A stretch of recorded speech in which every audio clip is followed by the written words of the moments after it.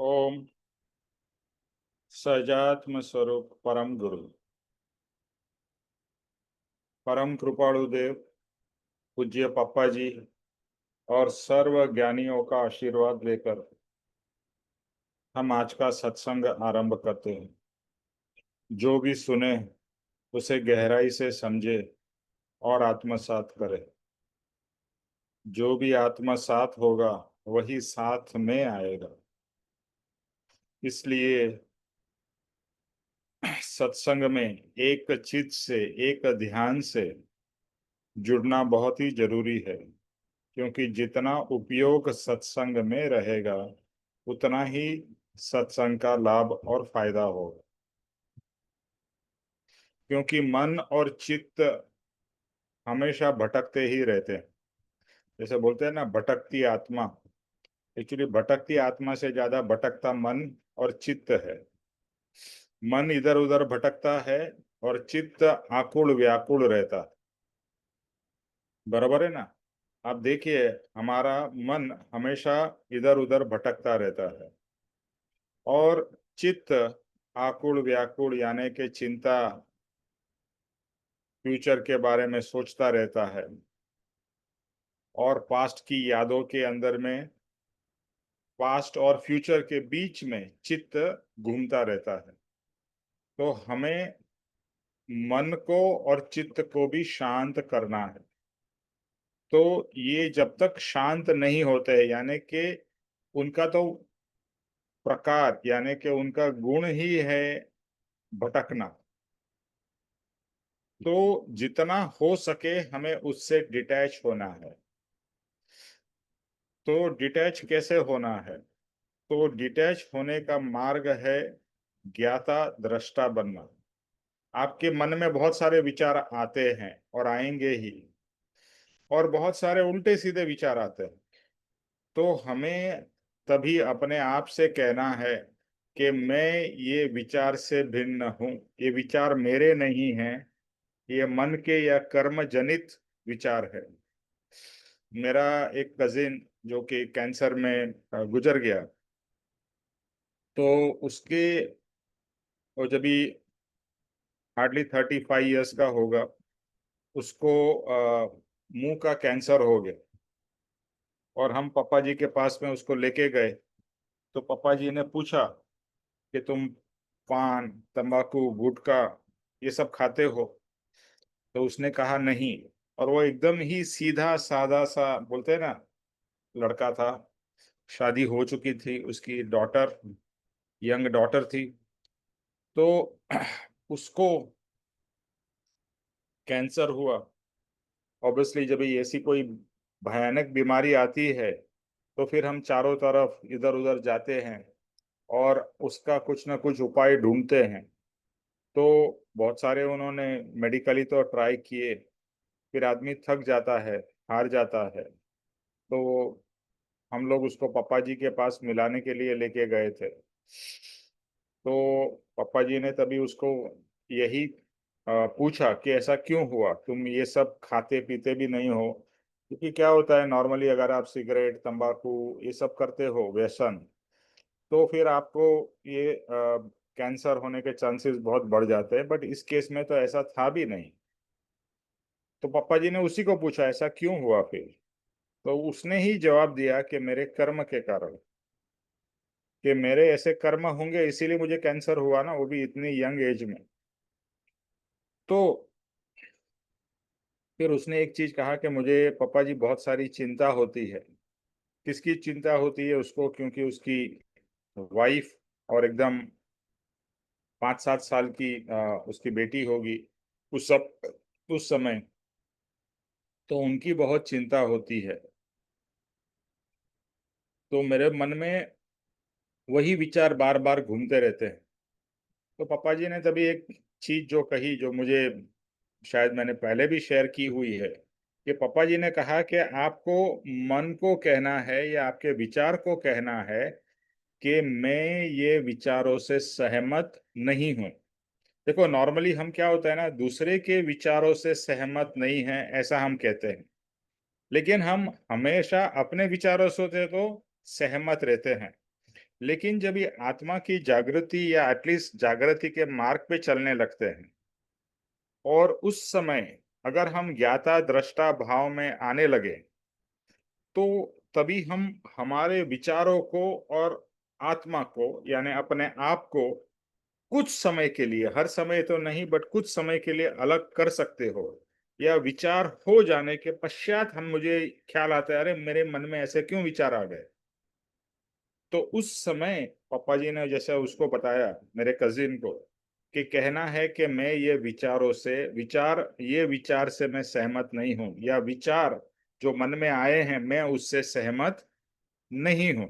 तो अभी हम क्या कर रहे हैं कि जो नेगेटिव विचार आ रहे हैं उससे हम कैंसलेशन कर रहे हैं। नॉर्मली तो क्या होता है, विचार जो आते हैं वैसे ही हम भाव में उसके बह जाते हैं।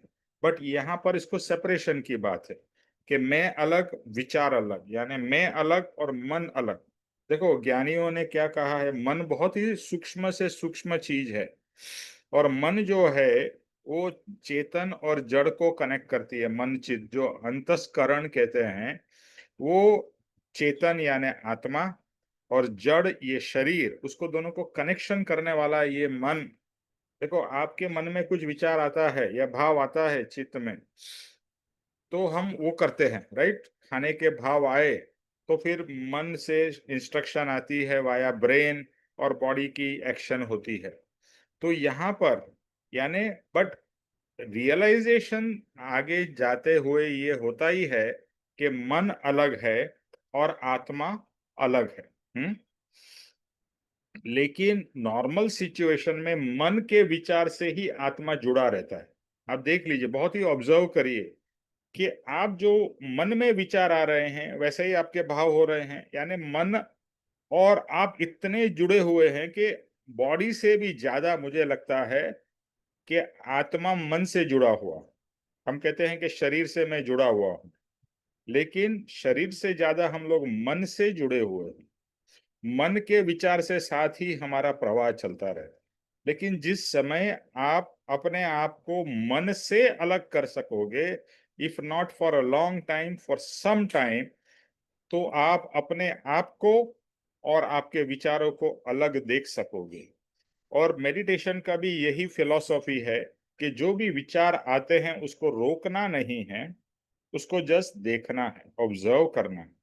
और जैसे जैसे आप विचार को देखोगे, बिकम एन ऑब्जर्वर।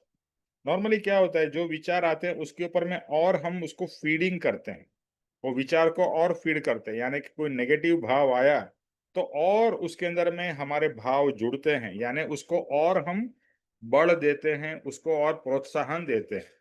और जितना प्रोत्साहन देते हैं तो उतना वो हमारे विचार और उसी डायरेक्शन में बढ़ते जाते हैं। But the moment you realise, अरे ये क्या हो रहा है, why am I thinking like this, stop. अगर वो जितना जल्दी स्टॉप कर सके, और जैसा कहा कि ये विचारों से मैं सहमत नहीं हूं, सभी विचारों से अपने को अलग करना है, but at least to start with negative विचारों से। बिकॉज जैसे विचार आते हैं वैसे भाव होते हैं, और वैसे भाव के हिसाब से हमारा कर्म बंधन होता है। आप भले फिजिकली कुछ करो या ना करो, लेकिन दूसरे के लिए या दूसरे के बारे में नेगेटिव विचार करने से आपने कर्म तो बांध लिए हैं, बरोबर है।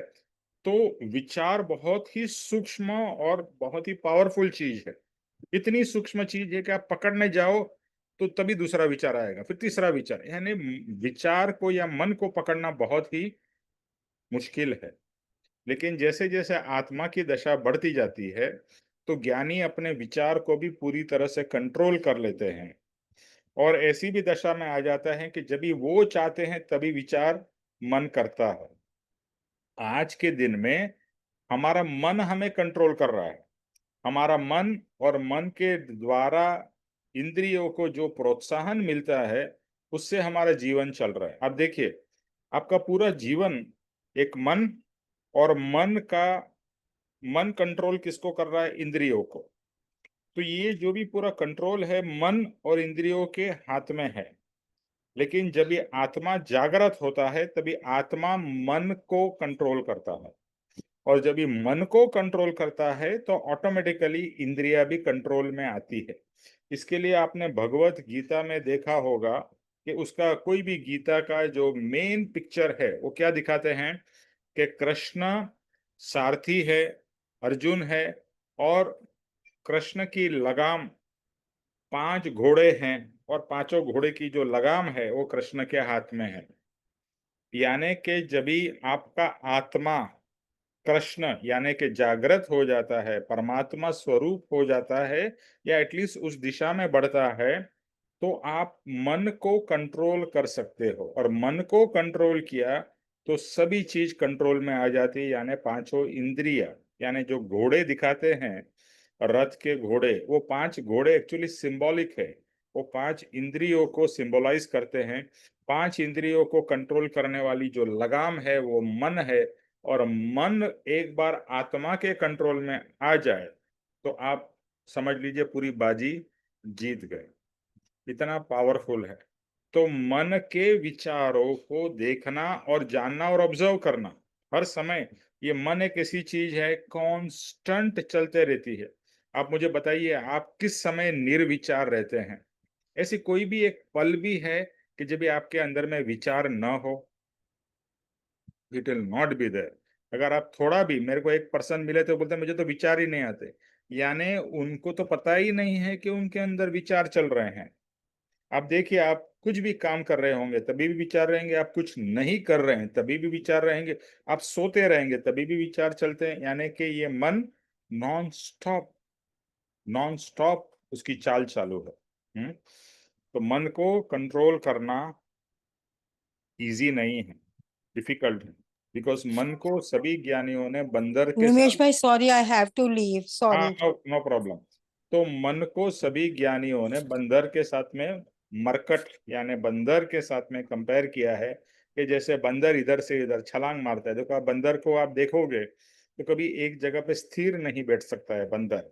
इसी तरह से हमारा मन भी हर समय कुछ ना कुछ यहाँ से, और विचार ऐसे भी है कि कभी ये विचार करेगा, कभी टोटली कहीं के और के विचार करोगे।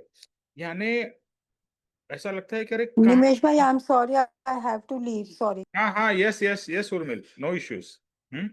तो आप देखो, कृपाणु देव ने भी कहा है कि मन जो है वो कितनी दूर दूर तक की चाल चल सकता है। यानी आप बैठे बैठे यहाँ पर सूर्य के, चांद के कहाँ के विचार आप कर सकते हो। यहाँ बैठ के अमेरिका के विचार, उसके विचार, इसके विचार, यानी अनबिलीवेबल है। द पॉइंट इज कि आत्मा जागृत होने पर अगर ज्ञाता दृष्टा बनता है तो धीरे धीरे मन और उसके विचार भी कंट्रोल में आने लगते हैं।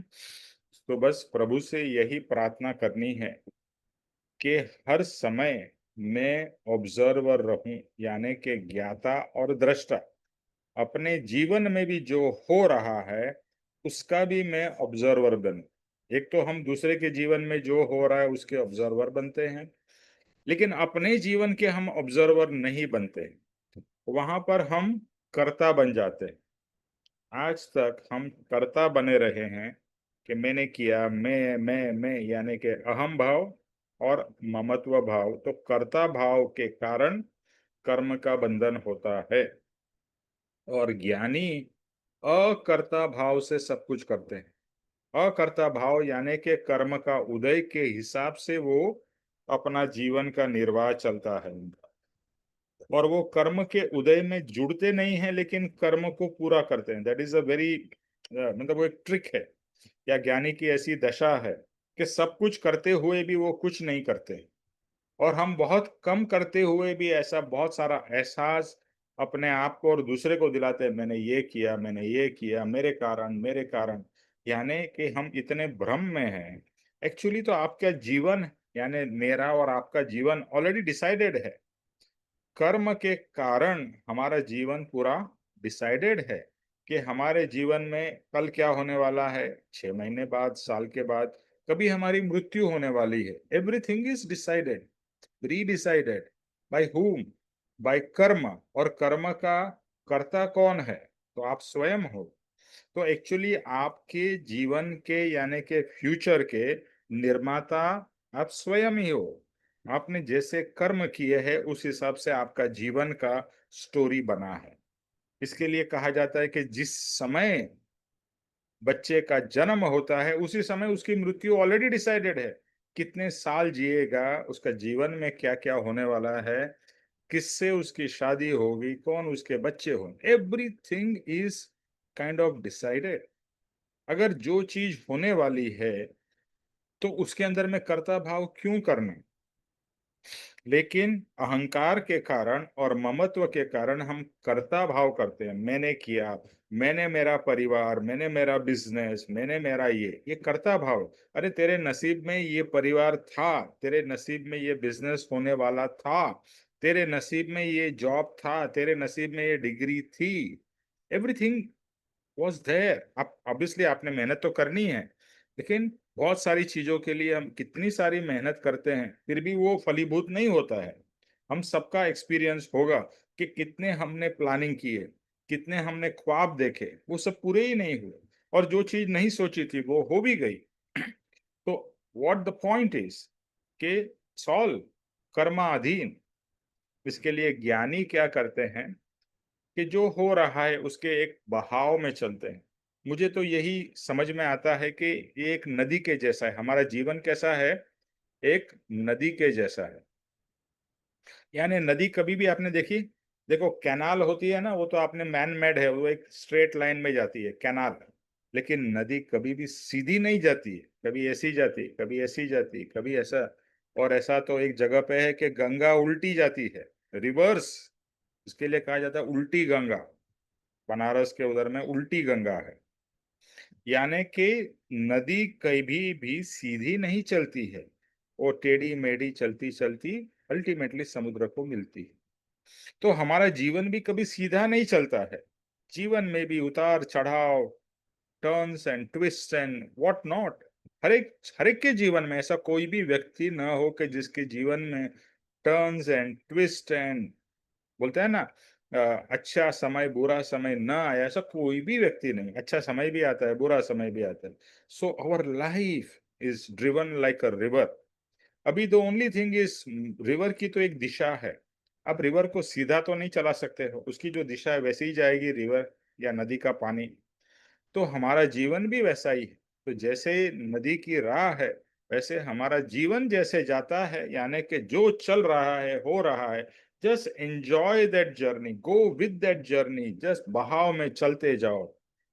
और डेस्टिनेशन तो जो अपना होने वाला है वो, यानी दो डेस्टिनेशन है यहाँ पर। एक एक जो है व्यवहारिक डेस्टिनेशन, और अभी हम परमार्थ के मार्ग में आ गए हैं, तो एक हमारा परमार्थिक डेस्टिनेशन है। इस लाइफ में, इस जन्म में जो आपको और मुझे मिलेगा वो एक व्यवहारिक डेस्टिनेशन। और परमार्थ के मार्ग पे हम आगे बढ़ रहे हैं तो हमारा अल्टीमेट डेस्टिनेशन है मोक्ष। ठीक है। तो हमें कभी भी अपना परमार्थिक डेस्टिनेशन से ध्यान दूर नहीं करना है, क्योंकि व्यवहारिक डेस्टिनेशन में या व्यवहारिक चीजों में हम इतने उलझ जाते हैं कि हमारे परमार्थिक डेस्टिनेशन को भूल जाते हैं। और जो मार्ग में है ही नहीं उनको तो मतलब परमार्थिक डेस्टिनेशन का ख्याल ही नहीं। मतलब वो सिर्फ मोक्ष तो सिर्फ शब्द रूप जानते हैं, आत्मा शब्द रूप जानते हैं। ये तो परम कृपाणु देव और पप्पा जी की कृपा है कि अभी हमें ये इतना सुंदर आध्यात्म आत्मा का मार्ग मिला है। और अभी हमें समझ में आया है कि ये जन्म मरण के चक्र से हमें बाहर निकलना है। कब तक भटकते रहेंगे, कब तक जन्म लेते रहेंगे, कब तक मरण होता रहेगा। और उसके बीच में जो हमारा जीवन है वो कितना ही अप एंड डाउन में से जाता रहता है। तो बस ये सबका भी हमें अंत की इच्छा होनी चाहिए। मैं तो अभी यही प्रार्थना करता हूँ कि मुझे कब और कितनी जल्दी मेरे बिजनेस में से और चीजों में से निवृत्ति मिले, और मैं कितनी जल्दी मोक्ष को प्राप्त कर सकूं। परम कृपाणु देव ने कहा है, मात्र मोक्ष अभिलाष, मात्र मोक्ष अभिलाष, कि अगर तू सच्चा आत्मार्थी है तो तुझे मात्र मोक्ष, यानी सिर्फ और सिर्फ मोक्ष की कामना कर। अभी संसार की इच्छाओं को स्वाहा कर। संसार की कोई भी इच्छा, संसार की इच्छा तो रोज आती है, आपके और मेरे अंदर कितनी दिन में इच्छाएं प्रकट होती है, संसार की मैं बोल रहा हूं, होती है कि नहीं? ये इच्छा, वो इच्छा, छोटी बड़ी, ये वो, सभी इच्छाओं को स्वाहा करना है, क्योंकि ये सब व्यवहार की इच्छाएं हैं, संसार की इच्छाएं हैं। और आप कोई भी इच्छा करो या न करो, आपके जीवन में जो होने वाला, जैसे बताया नदी का एग्जाम्पल से, वो तो फिक्स्ड है। नदी का पाथ फिक्स्ड है, आप कितना भी कोशिश कर लो वैसे ही जाएगी। तो आप क्यों इच्छाओं में पड़े हुए हैं? क्यों व्यर्थ उसके मेहनत और परिश्रम में पड़े हुए हैं? जो आपको पुरुषार्थ करना है वो आत्मा का करना है। तो इसीलिए आत्मार्थी के गुणों में परम कृपाणु देव ने कहा है, कषाय की उपशांतता। कषाय की उपशांतता, देखो हमेशा हमें अपने आप को चेक करते रहना है कि हम, यानी हम हमेशा सोचते हैं ना कि भाई मेरा प्रोग्रेस कैसा हो रहा है। अभी स्कूल में तो अपने को एक हर महीने हर साल एक रिपोर्ट कार्ड मिलता है कि तुम्हारा कैसा प्रोग्रेस हुआ, कितना मार्क्स आए, तुम्हारा एग्जाम होता है। यहाँ पर ऐसा कुछ साल में एग्जाम नहीं होता, यहाँ तो एवरीडे एग्जाम है अपना जीवन में, कि every day you can monitor और observe how you are progressing. और ये दिखाने के लिए बात नहीं है, अपने आप ही देखना है कि मेरे अंदर में कषाय, कषाय यानी के क्रोध, मान, माया, लोभ, तिरस्कार, वासना, ये कितनी कम हुई। उपशांत, उपशांत मतलब कम होना, शांत होना। तो हमारा ये जो है ना आत्मा, इसके जैसे बोलते हैं ना, जैसे आप अग्नि जलाओ, जैसे पहले के जमाने में या आज के जमाने में गैस को फुल कर दो तो कितनी मतलब बड़ी अग्नि जलती है। और उसको शांत करो, यानी कि बर्नर को स्लो करो, कम करो। तो आप तक तो मेरा बर्नर ये कषायों में इतना जोर शोर से जल रहा था, तो अभी धीरे धीरे ये शांत, यानी कि मेरा क्रोध कितना शांत हुआ, मेरा मान, मेरा लोभ कम हुआ है या वैसा का वैसा ही है या बढ़ गया है। तो दैट इज योर बैरोमीटर। तो most important progress that you can see is, चार पांच चीजें कृपाणु देव ने बताई है। कषाय की उपशांतता, दूसरा मात्र मोक्ष अभिलाष, मुझे संसार की कितनी इच्छा है और मोक्ष या परमार्थ की कितनी इच्छा है। Once again another test and barometer, क्या मैं सुबह से शाम सिर्फ संसार की इच्छाओं में डूबा हूं और संसार के प्रयत्नों में डूबा हूं, तो आप आत्मार्थी से बहुत दूर है, मतार्थी है। तो कषाय की उपशांतता, मात्र मोक्ष अभिलाष, भवे खेद, भवे खेद मतलब क्या ये जन्म मरण का खेद मुझे लगता है, या ये जन्म मरण यानी कि संसार मुझे प्रिय लगता है। देख लीजिए, संसार बहुत प्रिय लगता है। संसार is like the diabetes. Diabetes वाले को शुगर बहुत अच्छी लगती है, हम सबको लगती है, लेकिन डायबिटीज वाले को तो बहुत ही उसकी चाहना रहती है। तो ये मीठा जहर है, ये संसार क्या है, मीठा जहर है, बहुत अच्छा लगता है लेकिन है अंदर से कड़वा। दिखने में बाहर से स्वीट है, अंदर में है कड़वा है। और परमार्थ कुछ लोगों को बाहर से कड़वा लग सकता है, लेकिन जो सच्चा आत्मार्थी है उसको तो बाहर से भी परमार्थ अच्छा लगता है, अंदर से तो है ही अच्छा। हम्म। तो तीसरा जो बताया उन्होंने कैरेक्टरिस्टिक्स, भवे खेद, और चौथा है प्राणी दया या स्वदया, यानी मेरे अंदर में दया कितनी उत्पन्न हुई है, मुझे दया या करुणा हर एक जीव के प्रति हो रही है, सिर्फ अपने ही लोगों के प्रति, बाकी लोगों के प्रति, हर एक प्राणी के प्रति, एक छोटे से छोटे जीव जंतु के प्रति भी क्या मेरे अंदर में दया है। तो ये चार गुण उन्होंने बताए हैं, कषाय की उपशांतता, मात्र मोक्ष अभिलाष, मात्र बहुत इंपॉर्टेंट, मात्र ओनली मोक्ष अभिलाष। देखो अगर आपका प्रोग्रेस आपको चाहिए तो ये चारों चीजों पे आपको फोकस करना है। कषाय कम, सिर्फ और सिर्फ मोक्ष की इच्छा, छूटने की इच्छा, मुक्ति की इच्छा। फिर तीसरे ये परिभ्रमण से आपको ऐसा लगे बहुत हो गया, जैसे आप बहुत थक जाते हो तो यू से ना, नाउ इनफ यार, बहुत काम हो गया, अभी मुझे आराम करना है। इसी तरह से ये परिभ्रमण से क्या आपको थकान महसूस हो रही है, क्या परिभ्रमण से लगता है बहुत हो गया, अभी मुझे और परिभ्रमण नहीं करना है। और चौथा है दया करुणा, हर एक जीव के प्रति और अपने आत्मा के प्रति भी। ओके, इट्स नॉट ओनली के दूसरे के प्रति, अपने प्रति भी, कि ये आत्मा कितना अनादि काल से ये कर्म के चक्रों में घूमता जा रहा है, उसके प्रति भी दया करुणा। ओके, सो ये चार चीजें बताई है। तो with that let us go to our topic. एक दिनेश भाई, एक बात पूछना हो, पूछूं? हाँ तो एकदम पूछो।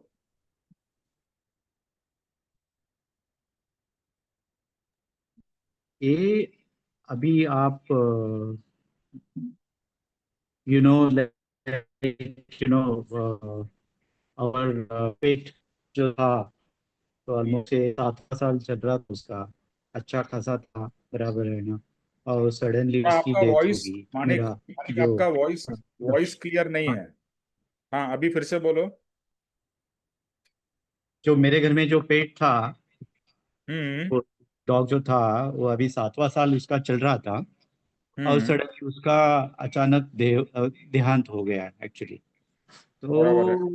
तो इतना हम लोगों का अटैचमेंट था उसके साथ। हम्म। तो कई लोगों ने बोला कि उसका, लाइक, मैं जस्ट मेरा अनुभव आपके साथ शेयर कर रहा हूँ कि उसकी शांति के लिए पूजा करो, ये करो, हम्म। ऐसे ऐसे ये किया। तो मैंने मेरे अ, जो जो पुजारी है, उनको मैंने ये मेरी बात बताई कि ऐसा ऐसा है, तो मुझे बहुत बुरा लग रहा है और उसके वो आत्मा को शांति लगे, तो इसके लिए हमारे कुछ तो करना पड़ेगा। तो उन्होंने एक बात मेरे को बता दी है। तो जो हम लोग इधर जो सीखते हैं वही बात उन्होंने अलग तरीके से बता दी। वो बोले कि ये तो प्राणी है, उसको कर्म करने का कुछ ये नहीं है, बिकॉज उसको अच्छा क्या है और बुरा क्या है उसमें समझ में नहीं आता उसको। तो हम्म। उसने हमको समझ में आता है, और हम बुरा होते हुए भी हम लोग ऐसे कर्म करते हैं कि उसका हम लोग पश्चाताप हो जाता है। उनको हम्म। वैसा वो नॉलेज नहीं है। तो बोले कि ऐसा करने में मेरे को कुछ ही कुछ ऐसा उसमें कुछ मिस रीजन कुछ नहीं लगता है कि why you are doing like that. वो जो है वो फ्री हो गया, जिसको फ्री होने दो, उसको दूसरी आत्मा में जो भी है वो जाने दो। आप उसके बारे में ज्यादा ये मत करो, और ज्यादा उसके बारे में जो अटैचमेंट है वो थोड़ा थोड़ा उसमें से आप निकल जाओ। हम्म। आई थिंक ये बात उसने उसने कही थी। तो हर बात में बेसिकली आप जो टीचिंग करते हो, आप जो हम लोगों को बताते हो, वो उसको बेसिकली इंटरकनेक्ट होती है कि भाई this is what the thing, something like that. यही जन्म है हम लोगों को, हमको पता चलता है कि बुरा क्या है और बुरा क्या, ये पता होने के बावजूद हम लोग बुरा करते हैं, और वो कर्म बंधन में हम लोग वो उसमें फंस जाते हैं। और वो हम लोग उसके उसके लिए हम लोगों को जो भी है वो मोक्ष का रास्ता नहीं मिलेगा, नहीं तो फिर दूसरा जो है वो हम लोग उसी उसमें भटक भटक के वही वही चक्कर में फिर घूमते जाओगे। That is what the thing. तो I think that is what मेरा अनुभव। I thought that let me just share with you, probably you can you can probably because guide us on that कि this is what has happened, this is what that person has told us. हम्म। या so just for information, Manik का जो pet dog था, जैसा उन्होंने बताया, they were very very close. Obviously pet dog is more than a family member, because dog का एक चीज क्या है, वो बहुत ही वफादार एंड लविंग रहता है, राइट। मनुष्य से भी कुत्ता बहुत ज्यादा आपको अटैचमेंट होता है, क्योंकि मनुष्य का behaviour keeps on changing. But dog एक ऐसी चीज है कि जो थ्रू आउट वफादार रहता है, और जो मालिक उसकी अच्छी ध्यान रखता है उसको बहुत ही प्रेम करता है। तो ये जिसने भी पेट रखे होंगे उनको सबको मालूम होगा, या नहीं भी रखे हैं तो you can realise by seeing others. और दूसरी बात ऐसी है कि आपका बेटा या बेटी या पति या पत्नी वो आपकी बात सुने या ना सुने, लेकिन एक डॉग ऐसी चीज है, मतलब हर चीज नहीं बट मेजोरिटी तो डॉग आपकी बात सुनता है। इसके लिए डॉग आपको और भी प्रिय हो जाता है। आप बिलीव नहीं करोगे, एक लेडी यूके में, this is a real thing, हाँ, ये मजे ऐसा लगेगा जोक है, she married her dog, she married her dog. क्यों? क्योंकि डॉग तो हमेशा मेरा सुनता है क्योंकि पति अपना सुने या ना सुने, पर डॉग तो सुनेगा। और उसने रियली शादी की, न्यूज में आर्टिकल आया था। पॉइंट इज कि ऑब्वियसली आप इतने क्लोज थे, इतने भले 7 साल भी काफी होते हैं, और इतना अटैचमेंट हो जाता है। और जैसे मैंने आपको बताया था, मैं एक बार अमिताभ बच्चन का भी इंटरव्यू, यानी वो कुछ शेयर कर रहे थे, तो उसी में दूसरा जो पार्टिसिपेट, आई थिंक केबीसी का था या और कहीं था, वो शेयर कर रहा था कि मेरा पेट था और वो गुजर गया। तो सबसे बड़ा प्रॉब्लम पेट्स के अंदर में यही आता है कि we become very attached, but pet की यानी स्पेशली डॉग की या कैट की लाइफ शॉर्ट होती है। और मेरे घर में भी मेरा भाई, मेरी मम्मी, उनको भी बहुत डॉग्स पसंद है। तो आज भी हमारे घर में, अभी मैं गुजरात में ही था, तो एक पपी है, उसको, उसका नाम है हैप्पी, उसका नाम ही हैप्पी रखा है।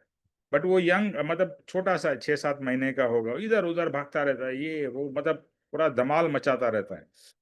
But everybody loves, okay. तो अभी अटैचमेंट तो आता ही है और अटैचमेंट होता ही है, क्योंकि एक तो दो चीजें देखो, आपको जड़ चीजों के ऊपर भी अटैचमेंट होता है, राइट? आपका कंप्यूटर, आपका फोन, फोन से भी आप कितने अटैच हो जाते हो। अगर आपका फोन बिगड़ जाए या आपका फोन गुम हो जाए तो कितने दुखी हो जाते हैं। तो जड़ वस्तुओं से तो होता ही है, बट पेट से तो बहुत ज्यादा हो जाता है, क्योंकि उसमें एक आत्मा नाम की चीज भी है। So there is that attachment between atma and atma. अभी एक ही चीज है, डॉग से हमको क्या रियलाइज होता है, या डॉग की लाइफ से। देखो, ज्ञानी लोग क्या कहते हैं, हर एक चीज में से कुछ ना कुछ सीखना है। तो पहले तो डॉग के अंदर से हमें क्या सीखना है, कि unconditional love, without anything they will follow your instruction. देखो, एज अ मनुष्य हमारा गुण भी है और अवगुण भी है, कि हम हर एक चीज में, जैसे माता पिता होंगे और बच्चा थोड़ा बड़ा हो जाएगा, फिर माता पिता की बात नहीं सुनता है। क्यों नहीं सुनता है? अपनी बुद्धि लगाने लगता है, मैं क्यों करूं, why should I follow you, I will do what I want, etcetera etcetera. तो गुरु के पास में से शिष्य को क्या सीखना है? गुरु जैसा कहते हैं वैसा करना है, बुद्धि मत लगाओ। इसका मतलब ये नहीं कि बुद्धि का इस्तेमाल नहीं करना है, लेकिन गुरु हमसे ज्यादा जानकार है, तो गुरु की बात सुनना है। यानी कि once again remember the dog, कि डॉग कैसा अपने मास्टर को सुनता है और अनकंडीशनल लव देता है, ऐसा ही हमको हमारे गुरु की बातें सुनना है, उनकी इंस्ट्रक्शंस फॉलो करना है, अनकंडीशनल लव। पूज्य पापा जी कहते हैं वन साइडेड लव, गुरु आपको प्रेम करे या ना करे, आपको तो प्रेम वन साइडेड करते ही रहना। गुरु तो करेंगे ही, बट कुछ कारण से ऐसा हमको लगे कि न करे। देखो, हर समय क्या आपको, अगर गुरु के बहुत सारे शिष्य है, तो क्या हर समय आपको स्माइल देते रहे और आपको प्रेम से बात करे? That is not possible. लेकिन तो जैसा डॉग है वैसा ही हमें शिष्य बनना है। और ये बुरी चीज नहीं है, बहुत अच्छी चीज है, मैं कहने की कोशिश कर रहा हूँ। दूसरा जो अटैचमेंट है, वही तो सब दुख का कारण है। तभी आप बोलो कि how can I be detached with my dog, how can I be detached with my wife, how can I be detached with my son और डॉटर। वही तो परीक्षा है, क्योंकि वहां पर क्या है, मोह है। अटैचमेंट का दूसरा नाम तो मोह है ना, और जहां मोह है वहां पर फंसना लिखा ही है।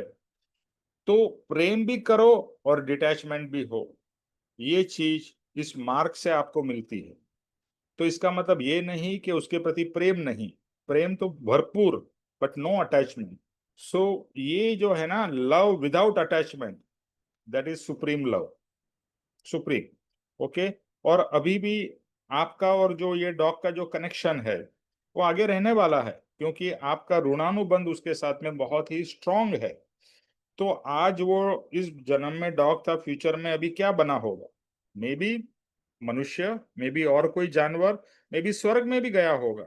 मुझे मालूम है कि तन्मय, उस दिन हम लोग दिवाली की पार्टी में गए थे, तो मानिक का बेटा हमारी कंपनी में ही काम करता है, तो वो खाना नहीं खा रहा था, मतलब we were having this lavish lunch.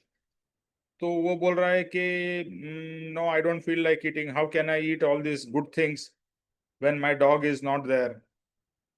मैं बोला तेरे को क्या मालूम, वो डॉग स्वर्ग में आराम से मस्त रहता होगा, वो तो मजाक कर रहा है, तू क्यों दुखी हो रहा है। आज देखो, दुखी होने के भी समय होते हैं। जब भी यहाँ पर आप फेस्टिवल के लिए आए हो, then you to enjoy, I understand your feelings. तो कहने की बात यह है कि वो डॉग आपसे भी आगे होगा, जरूरी नहीं है कि वो आपसे पीछे होगा, यानी कि आध्यात्म की बात कर रहा हूं मैं। आध्यात्म में वो आपसे आगे और आगे भी चला जाएगा। कल को हो सकता है कि वो भी आपका गुरु बन जाए, या आपका कोई हित, आपने उसके लिए जो प्रेम किया है वो आपके लिए, वो it is always going to come back. और दूसरा, हम लोग क्या कहते हैं कि उसकी शांति के लिए। अच्छा, बहुत सारे जगह पे या हमारे उधर में क्या एक एक भजन गाया जाता है, उसका उसका शब्द का मीनिंग वो ऐसा है कि भगवान उस आत्मा को सच्ची शांति देना। मतलब वो जो जो जीव चला गया है, उसको सच्ची शांति देना। भगवान ए आत्मा ने साची शांति आप जो। एक्चुअली मैं अभी अपने लिए बोलता हूँ कि हे भगवान, मुझे, मैं तो ये कहता हूँ कि जब भी वो व्यक्ति जिंदा है, उसको उस समय शांति दो ना। उस समय क्यों अशांति दे रहे हो? वो मरने के बाद में क्यों उसकी शांति के लिए इच्छा कर रहे हो? बट जीते जीते क्यों उसकी शांति की इच्छा नहीं करते हो, या उसे क्यों शांति नहीं देते हो? Isn't it how funny it is कि मरने के बाद में हम उसको कहते हैं भगवान उसकी आत्मा को शांति दे। अरे, पर जिंदा जब ये आत्मा था, यानी इस शरीर में, तभी क्यों शांति की बात नहीं की उसके बारे में? क्यों उसको शांति मिले ऐसी भावना नहीं की? मरने के बाद में ही करना क्यों? तो ये कुछ एक फिक्स्ड चीजें हमारे जीवन में है। मरने के बाद तो करो ही, बट जीते जागते ज्यादा करो, मेरा पॉइंट ये है। और अपने लिए शांति की प्रार्थना करो। तो मैं मेरे को तो यही लगता है कि भगवान मुझे सच्ची शांति दे। मरने के बाद में तो ठीक है, जो होगा, बिकॉज आज तो मेरे कंट्रोल में चीजें हैं। तो why don't I ask for shanti for myself and for others, and try to provide shanti and happiness to others, है ना। भाव तो रखो, उनको शांति मिले या खुशी मिले या ना मिले मेरे हाथ में नहीं है, लेकिन मैं भाव तो करूं कि मेरे कारण दूसरे को शांति मिले, मेरे कारण दूसरे को सुख मिले, आनंद मिले, और मुझे भी मिले। दैट इज द प्रार्थना। और मैं अभी भक्ति मार्ग का रहस्य पढ़ रहा हूँ, कभी हम लोग फ्यूचर में करेंगे। इट्स एन अमेजिंग बुक जो पूरा भक्ति के ऊपर है। और पापा जी के गुरु बापू जी, उन्होंने वो भक्ति मार्ग का रहस्य लिखी है। तो स्टार्टिंग में मैंने बहुत सालों पहले पढ़ी थी, मुझे लगता अरे क्या ये सब चौचलापन है, यानी कि बहुत ज्यादा अलंकारिक भाषा मुझे लगती थी। आज मैं बहुत सालों के बाद में जब ये पढ़ रहा हूँ तो मुझे इतना अच्छा लग रहा है, इतना उसमें भाव आ रहे हैं कि पूज्य बापू जी, जो पापा जी के गुरु, उनके क्या अद्भुत भाव थे। उनकी मतलब, देखो, हमको प्रार्थना भी क्या करना, कैसे करना, वो भी नहीं मालूम है। इतनी सुंदर सुंदर उसमें प्रार्थना है, भाव है, अर्पणता है, अर्चना है, साधना है, बहुत कुछ चीजें हैं। तो बस इतना ही कहूंगा, मानिक, आपके साथ में वो इतना साल रहा, you have good memories, and just pray for his atma, जैसे बोला ना, मात्र मोक्ष अभिलाष, उसकी भी मोक्ष की कामना, उसकी भी मोक्ष की भावना, और वो भी कल्याण के। और एटलीस्ट कुछ समय तो उसने सत्संग आपके साथ में सुना ही है, तो कहीं ना कहीं तो वो आत्मा ने भी कुछ तो सत्संग ग्रहण किया है। जैसे शकुन या कोई भी, हम बहुत सारी जगह जाते हैं, तो जिनके घर में पेट होता है, तो मैंने काफी बार देखा है कि वो पेट आके बैठ जाता है और वो सत्संग सुनता है। सही तो है, बराबर, सही है, बराबर। तो ये जो पेट है, वो आत्मा है ना, तो वो भी तो ग्रहण कर रहा है। आपका डॉग ने भी कुछ ना कुछ ग्रहण किया। इसके लिए सत्संग का माहौल घर में रहता है तो सबका कल्याण होता है, सिर्फ आपका ही नहीं, सभी जीवों का। अमेरिका हमने निमेश भाई, हमारी जो बोजी थी और 14.5 years की होकर डेथ हुई उसकी। लेकिन वो हम उसके अटेंडेंस लगाते थे, जब हम अटेंडेंस लिखते हैं एवरी वीक, तो वो हम्म जब भी सत्संग में बैठी तो सुप्रिया बोलती थी, कहती वो भी तो जीव है, वो सुन रहा है। वो कंटिन्यूसली पूरा सत्संग सुनती थी वो। तो हम्म। इसलिए हम लोग उसके अटेंडेंस में हमेशा उसका नाम है। अरे वाह, वेरी गुड। अच्छा, वो गुजर गई क्या? मुझे नहीं मालूम है कि वो गुजर गई। अभी जनवरी 8 को गुजरी है वो। ओ, ओ, अच्छा अच्छा। जी निमेश जी। ये आप बोले सुन। हाँ, वो डॉग में जो क्वालिटीज थी निमेश जी, all good qualities, you know. Yeah, he don't feel that he is gone, you know. He's still in with us, you know. All his video memories. Sunita ji, अगर आपका वीडियो चालू कर सकते हैं ना, रिकॉर्डिंग में क्या है, आपका आवाज के साथ में वीडियो रहता है तो अच्छा है। हाँ Okay. Yes. Yeah. So, sorry. Yeah. हाँ। So he was having all the good qualities, you know. Hmm Uh, uh, even we all feel that, you know, he is with us only. We don't feel that he is not with us, because he's that feelings, you know, his sitting position. When I cut the vegetables in the kitchen, he used to sit in the kitchen door, you know. So that feeling, that aura, you know, we still feel in home that he is with us only, even while going out. Because our day used to start with his moments, you know, preparing his food, even the दोपहर का छाछ देना है, evening का snacks देना है, even Ganpati की जो आरती थी वो उस समय भी वो आके बैठता था, और वो प्रसाद के लिए भी उसको भी चाह वो ऐसे उसके आंख में दिखता कि मुझे भी चाहिए प्रसाद. You know, he was such a loving soul, you know. He was having only the good qualities. I don't feel that, you know, if I recollect, I don't feel that he is having any bad or, you know, negative things. And he used to, you know, bind the people together. He was having a big circle, friend circle. Even the kids, the elderlies, even the younger ones, you know, सबको वो you know प्यार ही देता था.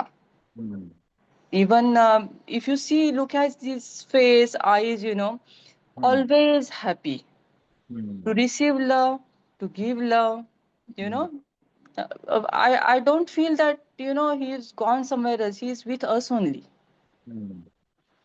या very true. और जैसा आपने बोला ना, उसकी क्वालिटीज देखो क्या है। मम्मी जी का वचन है या उनके गुरु का वचन है, गुण ग्राहक दृष्टि। ओके। गुण ग्राहक, ग्राहक मतलब टू टू गेट समथिंग, ग्रहण करना। जैसे आप शॉपिंग करने जाते हो तो ग्राहक कहते हैं ना, ग्राहक। तो गुण ग्राहक, तो जहां भी गुण दिखे ना ले लो। यानी आपके डॉग में जैसे आप बता रहे हो, आपको सिर्फ अच्छी अच्छी चीजें ही उसमें दिखाई दी। और जैसे मैंने स्टार्टिंग में भी कहा, dog is a wonderful animal creature, के जो अनकंडीशनल लव देता है और मास्टर का सब बात सुनता है ना। और भी बहुत सारी क्वालिटीज जो आपने तो नोटिस की होगी। Yes, ये yes. सब चीजें को हमको ग्रहण करके अपने अंदर उतारना है, क्योंकि ये जो गुण है ये डॉग के शरीर के नहीं है, ये डॉग के आत्मा के हैं। मन के हैं. Yes. मन भी नहीं, आत्मा। मन आत्मा. से भी अच्छा. आत्मा अलग है, याद रखो। जी. जी. आत्मा के हैं ये गुण, आत्मा के हैं। जैसे ही आत्मा निकल गया, वो डॉग का मन भी उधर रह गया, शरीर भी उधर रह गया। ओके।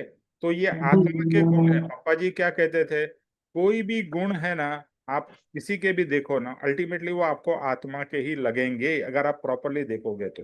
जी. वो आत्मा के गुण है। जी. तो बस आप बहुत लकी हो कि आप इतने साल उसके साथ में थे। अभी उसकी मेमोरी में आपको उसके जैसा बनना है। इट में साउंड जी. दिस वन कि मुझे कुत्ते No, जैसा, no. But no, it is so Absolutely good. right. It is really very good, because as you said, such a loving creature, a loving being, है ना। बस तो हमें तो हर एक जगह पे से गुण ग्रहण करो, और उसके लिए कल्याण के भाव के, वो भी कल्याण हो, हमारा भी कल्याण हो, सबका कल्याण। Even one thing, you know, he never used to bark. Even उसका विश्वास इतना था कि जो आप कुछ भी करो मेरे साथ, he will allow you to do that one. उसके मुंह में हाथ भी डालेगा तो he will not bite. या आई रिमेम्बर जब ये ध्रुव आया था, तो ध्रुव ने उसका बॉल ले लिया था, मुझे हाँ याद। जी. यस. तो आई नो आप लोगों ने उसको समझाया, बिकॉज ध्रुव तो समझने को तैयार नहीं था, मेरा बेटा। उसको जी. समझाया कि प्लीज उसको दे दो, वो मान भी Yes. गया। I know he was Yes. Sad, but उसने दे Yes. दिया। So that Yes. Very very good, good thing, है ना। Yes. Yes. Yes. जी. जी. Okay, so let's Okay. Yeah. So अभी 4 गति, अभी हमने आई थिंक 2 गति का बारे में कर लिया है, तिर्यंच गति और मनुष्य गति। अभी देव गति, नहीं सॉरी, अपना तिर्यंच और नरक गति हमने 2 पार्ट किया है। अभी मनुष्य गति और देव गति करना है। तो Satish ji, let's start with the first one, मनुष्य गति। Okay sir. नंबर 3, मनुष्य गति। खाद अखाद के विषय में विवेक रहित है, लज्जाहीन, माता पुत्री के साथ काम गमन करने में जिन्हें पापा का भान नहीं है, निरंतर मांस भक्षण, चोरी, पर स्त्री गमन इत्यादि महापातक किया करते हैं। ये तो मानो अनार्थ देश के अनार्थ मनुष्य हैं। आर्य देश में भी अनार्य देश के अनार्य मनुष्य हैं। आर्य देश में भी क्षत्रिय, ब्राह्मण, वैश्य आदि मतिहीन, दरिद्री, अज्ञान और रोग से पीड़ित मनुष्य हैं। मान अपमान इत्यादि अनेक प्रकार के दुख वे भोग रहे हैं। सर ये बता रहे हैं मनुष्य गति क्या है? खाना पीना विषय में विवेक रहित है। मनुष्य जो है हमेशा चढ़ता रहता है, खाना पीता, जब देखो कुछ भी मुंह में डाल के खा लेगा। कोई देयर इज नो लाइफस्टाइल नहीं है कि इतने बजे खा, कोई प्रोग्राम नहीं है, कोई सिद्धांत नहीं है। वो उल्टा सीधा जब भी जाओ मुंह उनका चलता रहता है। इसका मतलब जो जैसे खाते हैं वैसे ही उनके विचार उत्पन्न होते रहते हैं। कोई सिस्टम नहीं, कोई आज्ञाचारी उस टाइप के नहीं है। लज्जाहीन है, दे आर शेमलेस क्रीचर। ये जो मनुष्य गति के आदमी है ये लज्जाहीन है, इनको जरा भी किसी चीज की शर्म लिहाज नहीं है।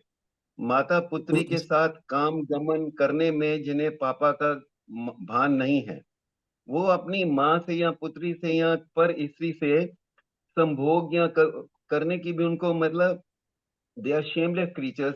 ये ऐसे बंदे ही मनुष्य गति में जाते हैं। निरंतर मांस भक्षण, चोरी, हमेशा मांस खाते रहते हैं। सर एक दूसरे को बॉडी को एक किस्म का मांस ही तो है। चोरी, पर स्त्री गमन इत्यादि महापाप किया करते हैं। तो निरंतर मांस भक्षण और चोरी, पर स्त्री गमन मीन्स दूसरों की बहू बेटी के ऊपर गंदी नजर रखना इत्यादि महापाप है। ये पाप किया करते हैं। उनको इस चीज की जरा लज्जा नहीं है कि what they are doing is wrong. उनको संसार बड़ा मजेदार लगता है और इसको भोगने में वो अपने अच्छा समझते हैं, इसीलिए वो मनुष्य गति में है। ये तो मानो अनार्य देश के अनार्य मनुष्य। अनार्य मीन्स अनसिविलाइज्ड, जो मैं समझता हूँ सर। ये तो ऐसे लगता है जैसे अनसिविलाइज्ड लोग हैं फ्रॉम एन अनसिविलाइज्ड कंट्री। यहाँ पर कोई सिद्धांत नहीं, कुछ नहीं, जैसे जानवर हैं वैसे फर्क इतना, उसी तरह ये लोग भ्रमण करते हैं संसार के अंदर। आर्य देश में भी क्षत्रिय, sorry, can you just tell me which page is it? Mokshamala का कौन सा पेज है? आपके पास में 97 छोटा वाला बुक है कि बड़ा हाँ? वाला है ऋतु? बड़े, वो व्हाइट वाली बड़ी वाली है मोक्षमाला। हाँ, तो मोक्षमाला में चैप्टर नंबर 18 पे जाइए। Chapter number 72, page number 72, page number 72, हाँ। बड़ी वाली।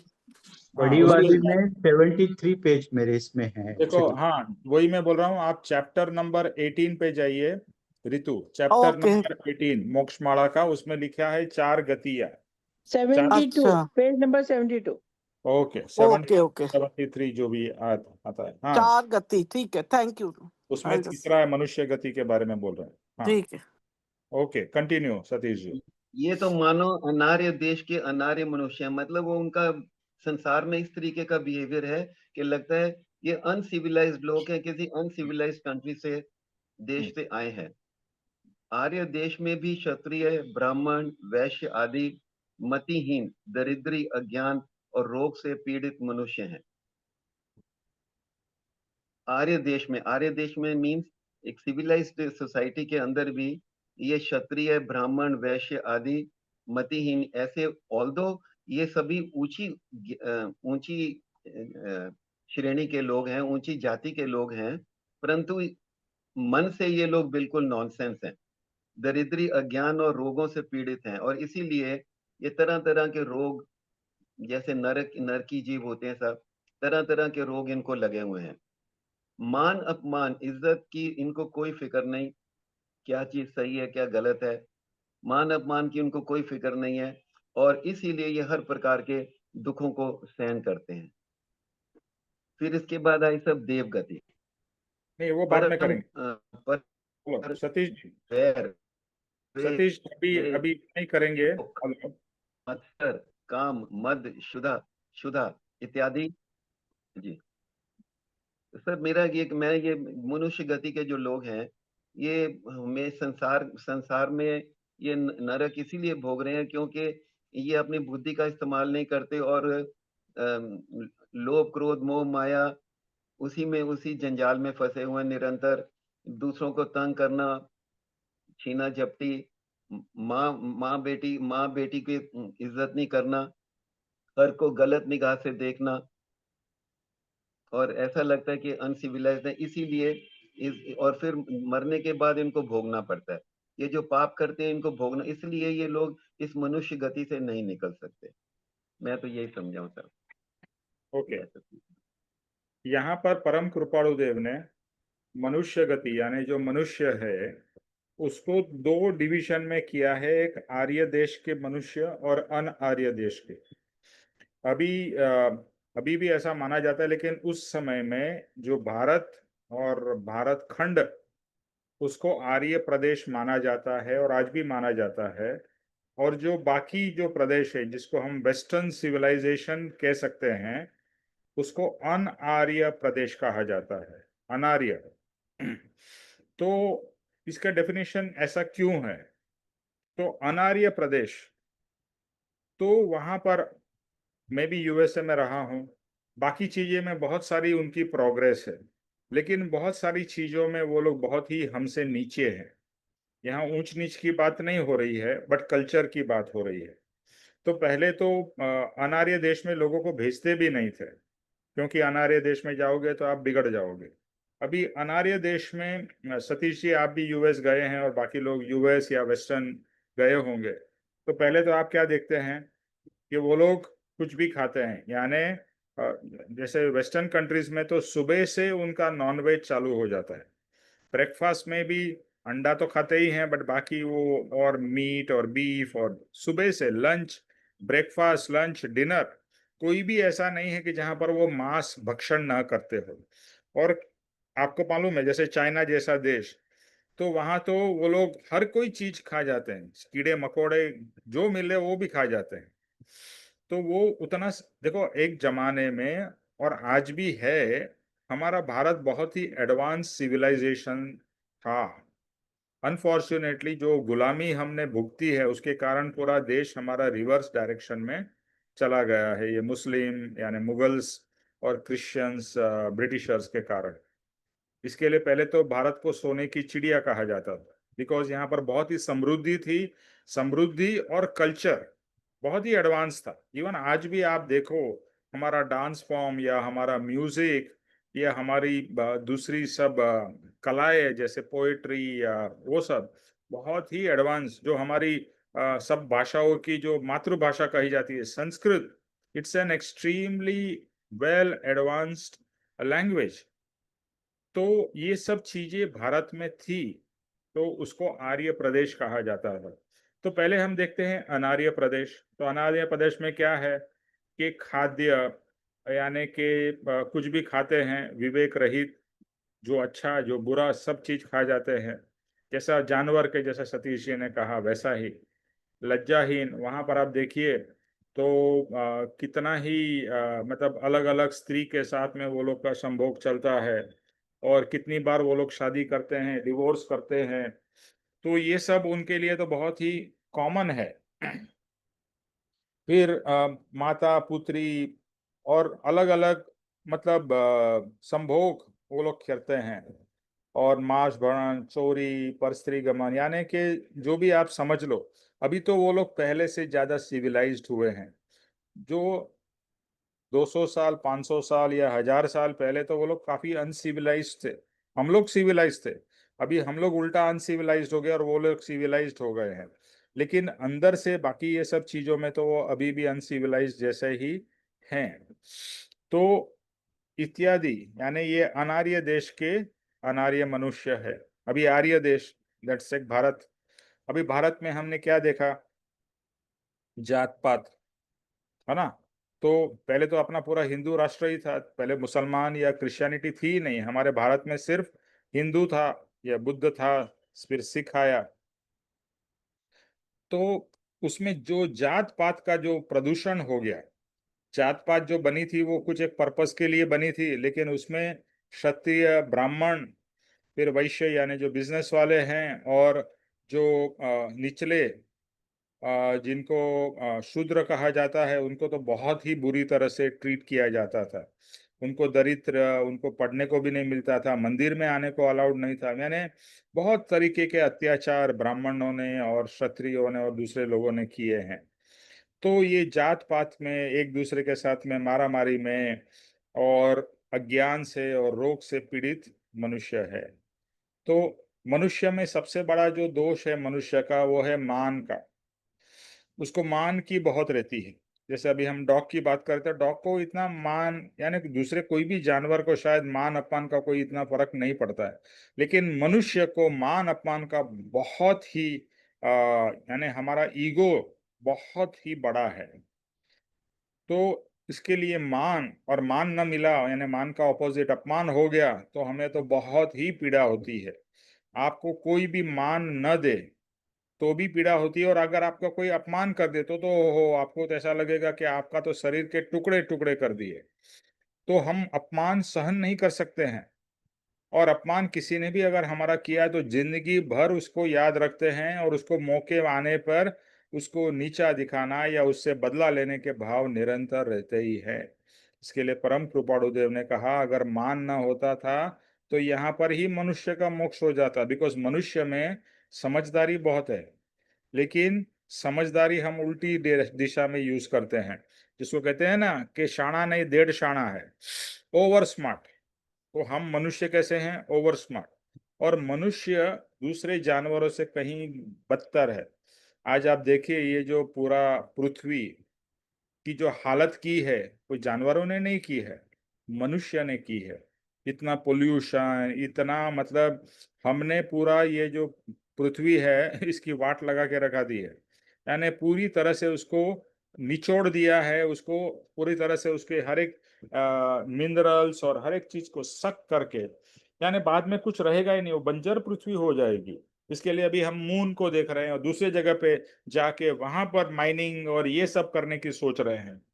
यानी कि जो बड़ा सबसे बड़ा भक्षक है वो है मनुष्य, किसी को नहीं छोड़ता है, और इंटेलिजेंट होने के कारण बड़े से बड़े प्राणी को भी वश में कर लेता है, चाहे वो हाथी हो या शेर हो। आज हाथी शेर को भी डर के रहना पड़ता है, और हमने सारे जंगल भी काट दिए, तो पूरा अपना वर्चस्व इतना बढ़ा दिया है कि अभी बाकी प्राणियों के लिए जगह ही हमने नहीं छोड़ी है। तो इसके लिए एंडेंजर स्पीशीज हो गए हैं, यानी कितना इम्बैलेंस आ गया है सिर्फ मनुष्य के कारण। तो मनुष्य बहुत ही डेंजरस है, और मनुष्य भाव में हम प्रगति करने के बदले नीचे के डायरेक्शन में जा रहे हैं, progress in the negative direction. Okay, हाँ ज्योतिष भाई, आप देवगति के बारे में पढ़िए।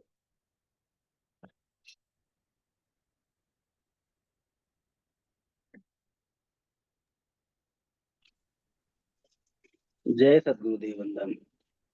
जय सचिदानंद। देवगति परस्पर वैर, द्वेष, क्लेश, शोक, मत्सर, काम, मद, क्षुधा इत्यादि से देवता भी आयु व्यतीत कर रहे हैं। यह देवगति है। इस प्रकार चार गति सामान्य रूप से कही। इन चारों गतियों में मनुष्य गति सबसे श्रेष्ठ और दुर्लभ है। आत्मा का परम हित मोक्ष इस गति से प्राप्त होता है। इस मनुष्य गति में भी कितने ही दुख और आत्म साधन करने में अंतराय हैं। हाँ बस इतना ही ज्योतिष भाई, ठीक, इतना ही। हाँ हाँ, ओके, ठीक है।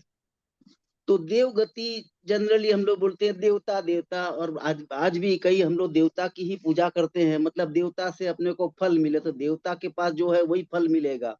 तो देवगति में भी हम लोग कई स्टोरी भी पढ़ते हैं, देवगति मतलब स्वर्ग में, वहां पर भी इंद्र है, बहुत सारे देवता हैं, आपस में वैर वगैरह, वो स्टोरी तो हम लोगों ने भी बचपन से सुनी है। तो वहां पर भी वैर भाव, द्वेष भाव, क्लेश मतलब दुख तो है ही, दुख शोक वगैरह है, मत्सर मतलब ईर्ष्या ऐसा कह सकते हैं शायद, तो वो भी है, काम मद, ये सब मतलब वहां एंजॉइंग चीजें ही हैं। फिर भी हम बहुत सारे लोग, कॉमन पर मनुष्य यही करता है, स्वर्ग की ही कामना करता है। और मैं तो जो कहता हूँ कि हमने जो पुण्य कमाया है, तो हम लोग बोलते हैं कि स्वर्ग गति मिले, तो वो एक खर्च करने का स्थान है। उसके बदले में मनुष्य गति में ही सब कुछ है, कि जहां पर आप कर्म भी बांधते हैं, कर्म को काटते भी हैं, शुभ कर्म भी, और यदि नहीं होता है तो अशुभ कर्म कम से कम न बांधें और शुभ कर्मों को ही बांधें। तो इस प्रकार से ये चारों गतियों का जो वर्णन किया है, बताया है, तो उसमें मनुष्य गति ही, और ये तो हम लोग अभी तो समझ गए हैं कि इस गति से ही मोक्ष की प्राप्ति है। जो मतलब मेनली जो नरक गति में तो दुख ही दुख है, और तिर्यंच गति में भी दुख ही है, मनुष्य गति में ही सुख भी है दुख भी है, देव गति में मतलब सुख ही है ऐसा मानते हैं, लेकिन वो भी सुख का मतलब कर्म का भोगने का ही साधन है। लेकिन मोक्ष जो कर्म काटना है और बिना कर्म नए कर्म बांधे, वो मनुष्य गति में ही संभव है, कि जहां पर कर्म को जीरो किया जा सकता है और मोक्ष गति प्राप्त हो सकती है।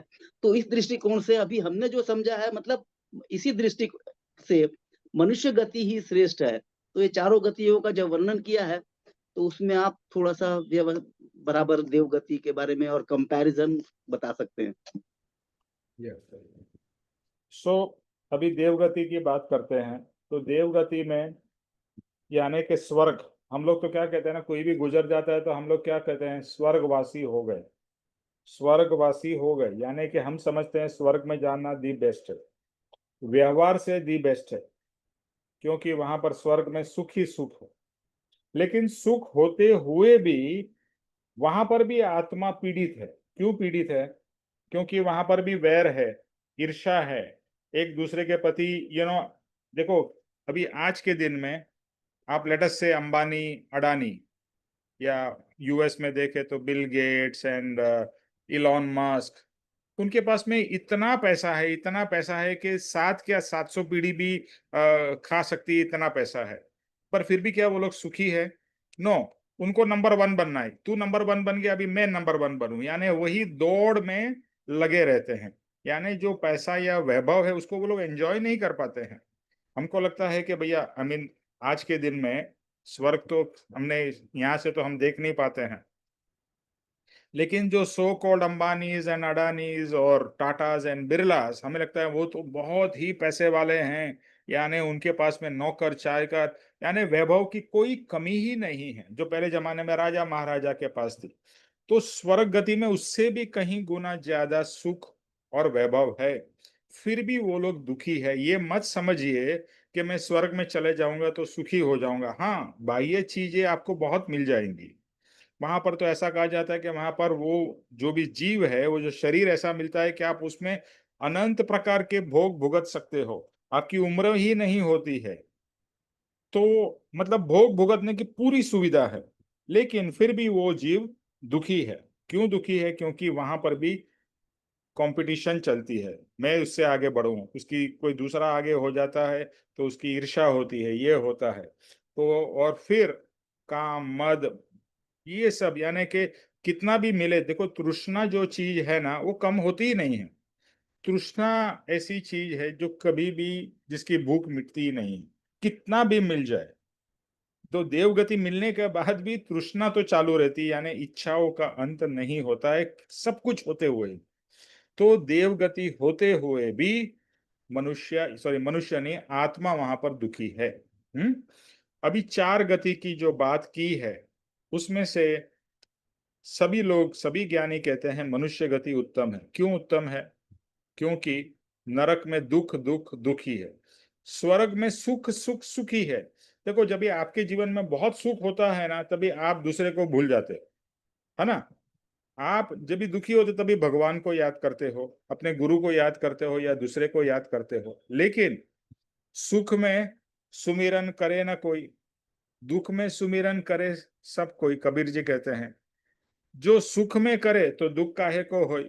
यानी सुख एक ऐसी चीज है या ऐसा नशा है, उसमें आप बाकी सब चीज भूल जाते हो। जैसा नशा दारू करते हो, ड्रिंक्स लेते हो, इतने मस्त हो जाते हो पूरी दुनिया को भूल जाते हो। इसी तरह से ये जो वैभव, ये जो स्वर्ग है, वो भी वैसा ही है।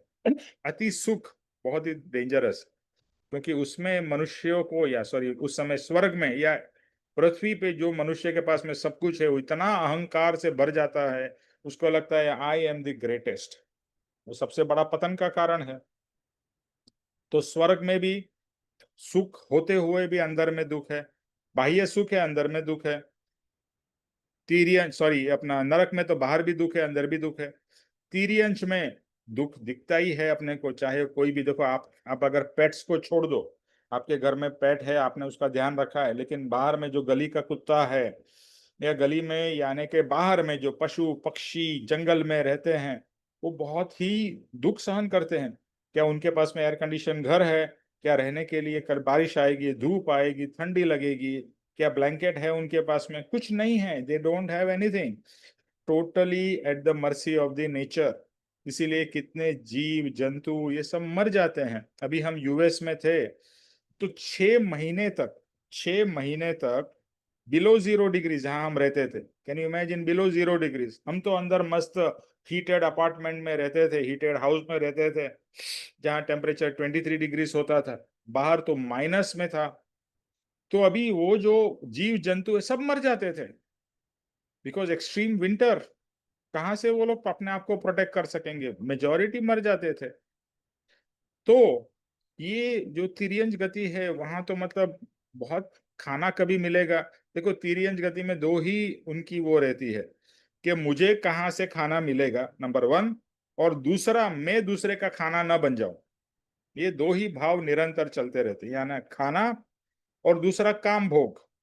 और वो भी काम भोग उनकी तो पीरियड्स होते हैं, मेटिंग सीजन जिसे कहे जाते हैं, उस समय वो करते हैं। मनुष्य तो हर समय, उसके लिए तो 12 महीने मीटिंग सीजन है।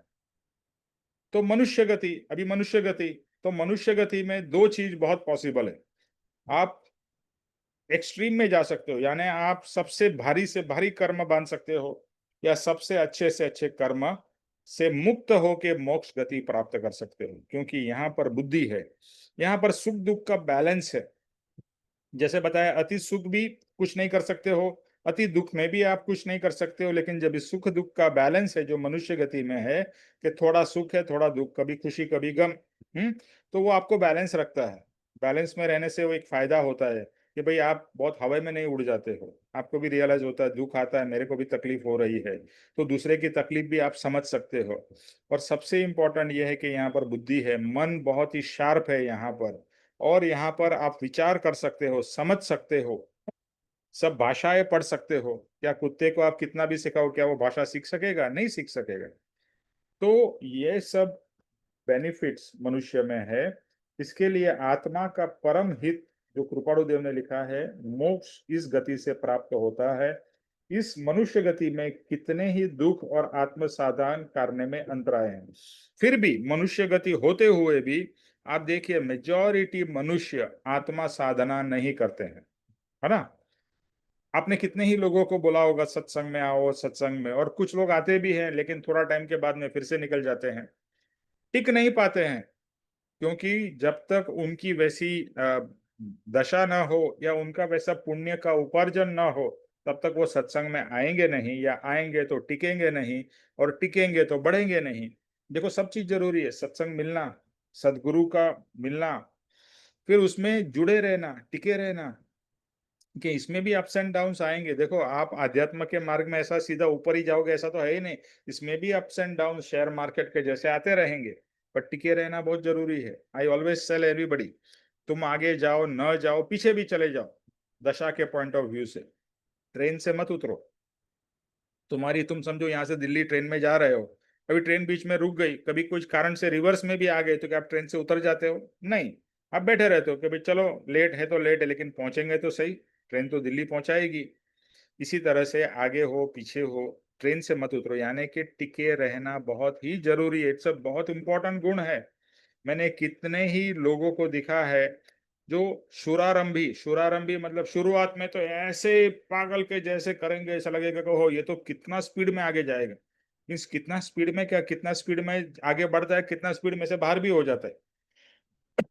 तो वेरी वेरी इंपॉर्टेंट, सत्संग मिलना, सदगुरु की प्राप्ति बहुत ही पुण्य से मिलती है। फिर उसमें टिके रहना और प्रगति करना, everything is very very important. तो ये मनुष्य गति में ही पॉसिबल है। लेकिन फिर भी दुख के कारण और दूसरे सब चीजों के कारण मनुष्य गति का लाभ नहीं ले पाता है। एक 505 का जो पत्र है, अद्भुत है, वो पढ़ने जैसा है, बार बार करने जैसा है। वितराग का कहे हुआ परम शांत रस में दम, उसमें एक लाइन है जो मैं तो ये रोज प्रार्थना के रूप रोज बोलता हूँ।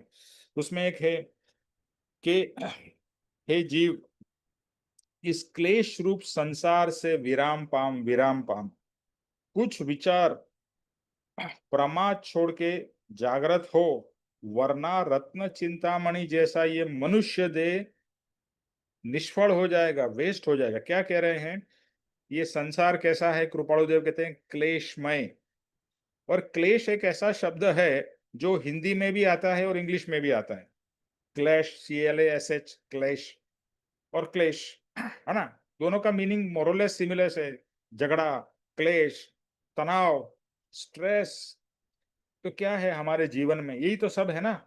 ये क्लेश रूप संसार थकी विराम पाम, कहते हैं कि ये क्लेश रूपी संसार कैसा है? क्लेश रूपी है। उससे विराम पाम, विराम कर, स्टॉप कर, इसमें डूबता हुआ मत जा। तो कभी ऊपर नहीं आ सकेगा, इसमें डूबेगा ही, अंदर ही जाएगा। इसके लिए ज्ञानियों ने क्या कहा है? संसार समुद्र पार करना है, डूबना नहीं है। और मेजॉरिटी संसार समुद्र को पार ही नहीं करते, वो तो अंदर अंदर ही जाते हैं और संसार में और डूबते जाते हैं, अंदर ही अंदर घुसते जाते हैं। ज्ञानियों ने समझाया घुसना नहीं है, पार तो करना पड़ेगा, क्योंकि आप संसार में हो, संसारी जीव हो। आप ऐसा भी नहीं बोल सकते हो कि मैं संसार में नहीं रहूंगा। भैया, आपके जो काम है, आपकी रिस्पॉन्सिबिलिटी आपको पूरी करनी पड़ेगी, लेकिन उसमें डूबना नहीं है। डिटैच होके उसको पार करना है। कौन से जगह जाना है? मोक्ष की जो अदर साइड है, दूसरा किनारा है, वो मोक्ष है। संसार समुद्र पार करके मोक्ष की प्राप्ति करनी है। तो यहाँ कहते हैं ये क्लेश रूपी संसार से विराम पाम, नहीं तो चेतावनी देते हैं, नहीं तो रत्न चिंतामणि जैसा मनुष्य दे। क्या कहा? रत्न चिंतामणि मतलब ऐसा रत्न तुम उससे जो मांगो वो मिलेगा, वैसा तुम्हारा मनुष्य का देह है, जिसमें तुम आत्मा की सबसे उन्नत उन्नत प्रगति कर सकते हो। उन्नति ही उन्नति हो सकती है। और यही भाव है जहां पर जितनी पड़ती पड़ती ही हो सकती है। ये सिर्फ तुम्हारे ऊपर है। You are the decider, you want to go up और you want to go down. कभी भी अपने सरकमस्टांसिस को ब्लेम मत करो, मेरा सरकमस्टांसिस ऐसा है, मेरा जीवन में ये है वो है। कुछ नहीं। आपका जीवन पैसा वाला हो या गरीब हो, तुम्हारे जैसे सूरदास थे, उनके तो आंख भी नहीं थी, लेकिन भक्ति, आह अद्भुत भक्ति, बिना आंख की किसी भक्ति की, कैसे भगवान के ऊपर में चारों समय, हर समय वो भक्ति में ही रहे। मीरा महारानी होके भी जोगन बन गई। तो परिस्थिति हर एक की अलग अलग होती है। फॉरगेट द परिस्थिति। आपकी तीव्र इच्छा, मोक्ष अभिलाष, कितना आप अंदर में डूबना चाहते हो, यानी कि संसार में नहीं, परमार्थ में डूबोगे तो ऊपर जाओगे, संसार में डूबोगे तो नीचे ही जाओगे। तो मनुष्य गति ही सबसे उत्तम है। इसीलिए परम कृपाणु देव कहते हैं कि ये मनुष्य गति में तू अपना कल्याण कर ले, वरना ये भव वापिस मनुष्य का कभी मिलेगा, यू हैव नो आइडिया। और फिर से यही 84 लाख योनियों में चक्कर काटता रहेगा।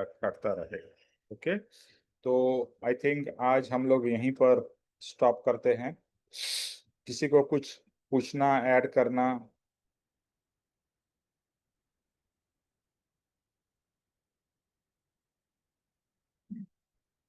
अभी इसका एक पैराग्राफ बाकी है, वो नेक्स्ट टाइम करेंगे। ठीक है। शकुन, आप लोगे जय स्वरूप? जेह स्वरूप समझा बिना पाम्यो दुख नन समझाव्यों ते पद नमून श्री सद्गुरु भगवन परम पुरुष प्रभु सद्गुरु परम ज्ञान सुख धाम जेने आप्यो मानने तेने सदा प्रणाम देह चताम जेने दशा वर्ते देहातीत ते ज्ञानी नाचरण माम हो वंदन अग्नि ते ज्ञानी नाचरण माम हो वंदन अग्नि। हे परम कृपालु देव, जन्म जरा मरण आदि सर्व दुखों का अत्यंत क्षय करने वाले वितराग पुरुष का मूल मार्ग आप श्रीमान ने अनंत कृपा करके मुझे दिया। उस अनंत उपकार का प्रतिउपकार करने में मैं असमर्थ हूँ, फिर भी आप श्रीमान कुछ भी लेने में निष्प्रभ हैं, जिससे मैं मन वचन काया की एकाग्रता से आपके चरणारविंद में नमस्कार करती हूँ। आपकी परम भक्ति और वितराग पुरुष के मूल धर्म की उपासना मेरे हृदय में भव परित अखंड जागृत रहे, इतना मांगता हूँ। सफल हो, सफल हो, सफल हो। ओम शांति शांति शांति। जय सतगुरुदेव वंदन। जय सद्गुरु। चलो जय सद्गुरुदेव वंदन निमेश भाई। त्रिलोक्यनाथ की जय जय हो। जय हो। जय परम हो, कृपालु देव की जय हो, जय हो, जय हो, जय हो, सद्गुरु देव की जय हो, जय जय हो, हो, आज के आत्मा के मनुष्य देह के आत्मा के आनंद की जय हो, जय हो। जय हो, विजय हो, और विजय हो। सर्व मुमुक्षुओं के परमार्थ पुरुषार्थ भक्ति की जय हो। विजय हो, जय हो, विजय हो, विजय हो, विजय हो, विजय हो। सबका कल्याण हो, सबका कल्याण का हो। कल्याण हो। 2 मिनट रुक जय जाना। हो। 2-3 चीजें मुझे जरा कहनी थी। एक तो मैं ऑनलाइन जो सैटरडे वाला ग्रुप है उसमें अर्पित जी का मैं वो भेजता हूँ लिंक। उनका सुबह 7 से 8 हिंदी में सत्संग रहता है, तो बहुत ही अच्छा है। और जरूर सुनिए, क्योंकि सत्संग का जितना लाभ लेंगे इट इज लाइक अ सिंचन, अपने अंदर में कुछ ना कुछ उतरता ही जाएगा। ओके, तो वो रोज मंडे टू सैटरडे 7 से 8 रहता है। दूसरा, अभी बैंगलोर में वो बहुत बढ़िया है एक्चुअली। मैंने 2-3 बार सुना। काफी सिंपल लैंग्वेज, सरल, पूरा अच्छी तरह से एक्सप्लेन करते हैं। अच्छा है, काफी अच्छा है एक्चुअली। यस, मैंने भी एक बार सुना है, एक ही बार Actually, सुना, पर मैंने भी सुना। हाँ, We stay connected every day, Nimesh ji. Okay, with that. Very good, very अच्छा गुड। निमेश भाई, वहाँ पर गीत हमारे मेरे समधी लोग हैं ना, भागवत कर रहे हैं वृंदावन में 30 अक्टूबर टू 5 नवंबर तक। तो आगरा वाले लोग तो आ ही सकते हैं, और आप भी अगर कोशिश करिए, अगर आप लोग भी सब पहुंच पाए तो मैं पोस्ट करती हूँ, मैं उस पे आई थिंक मैंने पोस्ट भी कर दिया होगा अभी। कैन वी जस्ट ट्राई, आप देखो। हाँ, मैं ठीक देखता है, हूँ। और ये और वृंदावन का बहुत महत्व ये नहीं, होता है। एब्सोल्युटली। अभी क्या है कि मैं अभी गुजरात से आया हूँ, तो मेरा तो डाउटफुल है, बट अगर जरूर मौका मिलेगा तो मैं पक्का आऊंगा। और दूसरा मुझे, आगरा वाले लोगों को भी बोल रही हूँ, मैं रिक्वेस्ट आगरा कर रही वाले तो हमारे एक ही बोलते हैं ना, करता धरता है, सतीश जी। हूँ। तो बाकी सब कहाँ के हैं? बाकी तो सब सतीश, अलग अलग है। आप दिल्ली से हो, ज्योतिष भाई पूना से हैं, ओ मानिक ये लोग मुंबई से हैं। तो हमारा पूरी पचरंगी प्रजा है। अच्छा अच्छा, तो ऐसा ठीक है। है। हाँ, बट जो भी देखो, भाव करना हाँ है। और जो आ सके जरूर जाएं। और ये कार्तिक का महीना ना निमेश भाई बहुत ही महत्व है, और इसके वृंदावन में बहुत ही अच्छे आपको वो मिलेंगे देखने के लिए, तो बहुत ही अच्छा रहेगा। खुद ही इवेंट्स ऑर्गेनाइज करा हुआ है बहुत मेरे समझियों ने, बहुत सुंदर है। तो जितने लोग आ सके मैक्सिमम, पूना वाले अगर हो या वो कोई भी, मेरी नंद आ रही है पूना से इसी के लिए। अच्छा, कौन सी वेरी डेट है जी? हाँ कौन सी हाँ? डेट है? मथुरा ये में कौन सी 30 डेट है? अक्टूबर 30 अक्टूबर से 5 नवंबर तक वृंदावन में। Okay okay. वृंदावन में मैं आपको भेज रही हूँ लिंक, आप वहाँ देखिए, और आप आना चाहो तो आप आ जाओ। वहाँ ठहरने का भी कोई दिक्कत नहीं, आप सिर्फ मुझे बता दीजिए, सब लोगों का ठहरने का कर दूंगी जो भी आएंगे। अच्छा, आप है ना सैटरडे ऑनलाइन ग्रुप है ना सत्य शकुन, उसमें डाल दो आप, और ठीक ज्ञान ठीक है सभा में भी डाल दो, उसमें भी डाल दो। ठीक है। ठीक है और ठीक दूसरा मुझे जो अनाउंसमेंट एक और चीज करनी थी कि बैंगलोर में शिविर है जो हम्म आई थिंक 7, 8, 9 है बैंगलोर हम्म में। और पूज्य नीलेश भाई वहाँ रहेंगे, और बैंगलोर में बहुत ही अच्छा ग्रुप है। और भक्ति क्या होता है ना, मेरा यही कहना है, आप जब भी हम्म। दूसरे ग्रुप से मिलोगे और मिक्स होगे तो आपको भी तब बहुत, और भी इंटरेक्शन होता है। You will really benefit. इसके लिए मैं तो हर जगह जहां भी शिविर का चांस मिले जाना चाहिए। मैं फिर से आप सबसे कहूंगा, वृंदावन भी जा सकते हैं तो जरूर जाइए, और बैंगलोर भी आइए। बैंगलोर में 7, 8, 9 है, और मैं भी उसका डिटेल डालूंगा। शकुन, आप तो बैंगलोर से ही हो, तो आपका हाँ वृंदावन फिनिश करके बैंगलोर आ जाओ। ठीक है, ऐसे ही करती। ये मेरी छोटी बहू है। नमस्ते, मैं आपसे मिली थी ना। 1 मिनट में आपका ये, आपका किधर है? हाँ सॉरी, 1 मिनट, मेरा ये पिन, हाँ। ओके, हेलो बेटा, कैसे हो? हेलो, कैसे हो आप? बहुत अच्छी, आप कैसे हो? हम, मैं तो बहुत अच्छा हूँ ही, भगवान ने अच्छा ही बना के भेजा है। आप आ जाओ, अगर हो जाए तो आप आ जाओ। बैंगलोर में आप जा रहे हैं तो बहुत अच्छी बात है। मेरे मेरे अगर दिन हुए ना, ये बड़ी वाली।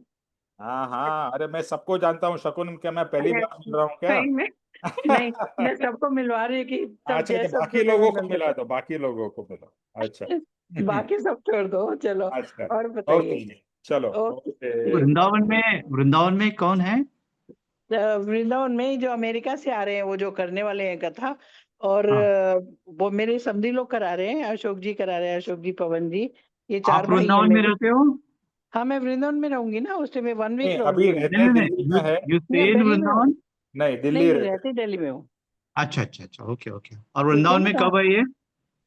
5 अक्टूबर टू नहीं, 30 अक्टूबर टू 5 नवंबर। ओके ओके हाँ, ओके, एंड इट ठीक। इज, ये पता है क्या बोलते हैं कि पूरे 12 महीने में कृष्ण भगवान ने उनको वरदान दिया था, सब तीर्थ और भगवान को, देवी देवताओं को, सबको, कि आप सब मम्मी लोग यहाँ कैसे आके जाते वास करेंगे। कार्तिक का महीना है ना, ये 5 को लास्ट है। ओके। तो जो भी जा सकते हैं जरूर जरूर जाइए। और शकुन तो ऐसी I'll make arrangements, ऐसी staying and all, hostess nothing to है worry। ना कि आप खुश हो जाओगे। हाँ, हाँ शकुन मेहमान नवाजी में सबसे आगे है। नहीं नहीं नहीं, कुछ नहीं। नहीं निवेश भी सब भगवान कराते हैं, हम नहीं करते। नहीं नहीं, बट आपका रियली भाव बहुत ही सुंदर है, बहुत ही अच्छे है। वेरी आप नाइस। सब आए, प्लीज सब आए, जो भी ओके। जय आएंगे मुझे सिर्फ सुखबंदर कंफर्म कर। अंकल। पूना से आइए, ओ, पूना से किधर मेरी है नंद और तुम, नंद किधर की है? लड़की आ रही है, सब आ रहे हैं। और बॉम्बे किधर से है? भी जो भी आ सके, जय सतगुरुदेव। लो, अब अरे लास्ट में किधर है? ज्वाइन किया। हाँ, अरे सविता जी तो जन गण मन में ही आती है। नहीं, वो क्या हो से गया? ट्राई कर रमेश लेते, भाई, मैं हुआ नहीं। बहुत देर से ट्राई कर रही थी, मेरा खुल ही नहीं रहा था। अभी इनके कोई फ्रेंड आए तो चलो, उसने खोल दिया। किधर है अपना मैं हीरो, किधर है? हीरो को बुलाओ। हाय बेटा। हाँ अंकल, जय सुखबंदर अंकल। वाह वाह, जय सदगुरु देवंदन। तुमको देख के तो हमारा पूरा दिन बन गया, शाम बन गई, रात बन गई। अंकल आप मेरे को बुलाइए, सत्संग करके अरे मैं बुला तो लो। हमेशा बुलाता हूँ, तुम्हारी मम्मी थोड़ा बीच में आती है आप जल्दी इसलिए। अंकल, आप जल्दी करवा दो अंकल। आज भी मैं जरूर। बहुत देर, पिछले सैटरडे भी आई ट्राई, पर आज नहीं, इनके कोई पिछले फ्रेंड है, सैटरडे पता नहीं नहीं फोन था। में कुछ। पिछले सैटरडे वो धनतेरस था ना, इसके लिए नहीं था। हाँ कि हर हाँ। सैटरडे आप है ना, आपके अलार्म में डाल के रखो, और मैं उर्मिल को और सबको बोलूंगा आपको रिमाइंड भी। नहीं, मैंने सविता जी को फोन कर दिया था, पर इसने हाँ, बोला कि मैं ज्वाइन नहीं हो पा रही, इसको आ ही नहीं रहा था करना। वो मैं कब से बोल रही थी उसको कर ले। अभी अभी वो मिस्टर माझी आए, उन्होंने खोल दिया। बस तो अभी आप एक सीख बार लो आप उनसे सीख कैसे जाओ, खोलना है। बहुत सिंपल है, कोई इतना कॉम्प्लिकेटेड नहीं है। हाँ, वही मैं बोली, सिर्फ क्लिक अंकल करो, ले दो। हाँ बोलो बेटा। आप पहले, आप मेरे को सत्संग लेके चलो मेरे साथ। हाँ बेटा तू इतना वो बड़ा कोर्ट भक्त में है। सत्संग करके बुला लो टाइम से आ इसको जाओ। सत्संग में ही रहना है। नहीं नहीं आप जाना है सविता मेरे जी, को। सविता जी ओके आप निमेश भाई, ओके जय नमस्ते भाई, सत जय श्री गोविंद जय अंकल। सदगुरुदेव वंदन, और हर रोज हर सैटरडे को 5 बजे ज्वाइन हो उसके लिए। Okay uncle, thank you. मैं अच्छा आऊंगा बोलो। ठीक मैं है आऊंगा चलो। Uncle. Yes that's the spirit बेटा, हाँ मैं चलो। आऊंगा अंकल, राइटरी ओके में। Bye everybody, bye bye. Bye bye. Bye bye bye uncle, bye. Bye bye.